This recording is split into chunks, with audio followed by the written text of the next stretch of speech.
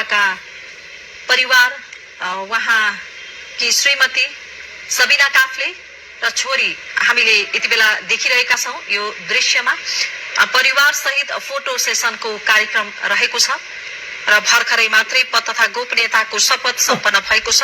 राष्ट्रपति रामचन्द्र पौडेल समक्ष नवनियुक्त प्रधानमन्त्री बालेन्द्र शाहले पद तथा गोपनीयताको शपथ लिनु भएको छ र यति बेला परिवार सहित फोटो सेसनको कार्यक्रम हुँदैछ। राष्ट्रपति कार्यालय शीतल निवासबाट हामीले यो प्रत्यक्ष प्रसारण यहाँहरु समक्ष देखाइरहेका छौं।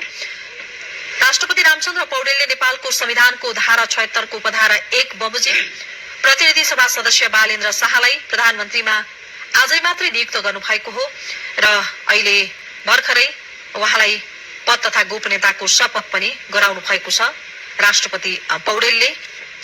र नवनियुक्त प्रधानमन्त्री बालेन्द्र शाहले एउटा इतिहास कायम गर्नु भएको छ।